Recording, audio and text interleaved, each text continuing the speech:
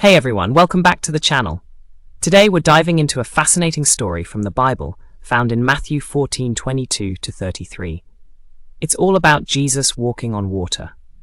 This miracle is one of those classic tales that shows us not just a spectacular event, but also some deeper messages that can totally change how we face challenges in our lives. So, grab a snack, get comfy, and let's jump in. Alright, let's set the scene. Picture this. The Sea of Galilee, a beautiful and serene lake surrounded by hills. But it can also turn stormy pretty quickly. Just before Jesus walks on water, he's fed 5,000 people with just 5 loaves of bread and 2 fish miraculous, right? After that, he sends the crowds home and tells his disciples to hop in a boat and head across the lake while he goes off to pray. Now, it's nighttime, and the disciples are battling strong winds and waves. They're probably feeling a mix of fear and confusion. Definitely not a relaxing boat ride. So while the disciples are struggling out there on the water, Jesus is up on a mountain, spending some time in prayer.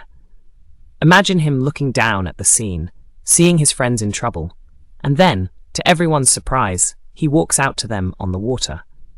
Yep, you heard that, right, walking right across the lake like it's solid ground. As Jesus gets closer, the disciples can't believe their eyes. They think they're seeing a ghost. Talk about a scare! Their hearts are racing and the panic is real. But then Jesus calls out to them, saying, "Take courage. It is I.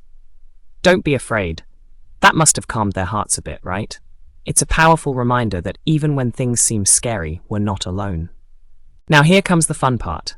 Peter, one of the disciples, always seems to be the bold one. He says, "Lord, if it's you, tell me to come to you on the water." And Jesus responds, "Come on, Peter." So Peter steps out of the boat and starts walking toward Jesus. Can you imagine that feeling? It's incredible. But then the wind picks up again, and Peter starts to notice the waves. Suddenly, doubt creeps in, and he begins to sink. "Lord, save me," he cries. But guess what? Jesus doesn't let him go. He immediately reaches out his hand and catches Peter. Can you just hear that gentle but firm voice? "You have little faith. Why did you doubt?" It's not just a rebuke. It's a moment of teaching. Jesus is pointing out that when we lose sight of him, that's when fear can take over. But the beauty is, even when we falter, he's there to lift us up. Once they're back in the boat, the wind dies down and the disciples are left in awe. They realize, truly, you are the Son of God. This moment must have solidified their understanding of Jesus in a completely new way. From fishermen to believers in the divine, it's a major shift. So, what does all this mean for us today? Well, life can often feel like a stormy sea with waves crashing down on us. But just like the disciples, we can find comfort and strength in recognizing that Jesus walks with use, even on the roughest days. When we focus on him, we can keep our faith strong. But when we let doubt creep in, it's easy to feel like we're sinking.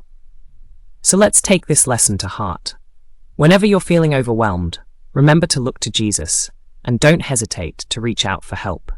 In wrapping things up, the story of Jesus walking on water isn't just about an amazing miracle. It's a beautiful reminder of faith, courage, and the presence of God in our lives.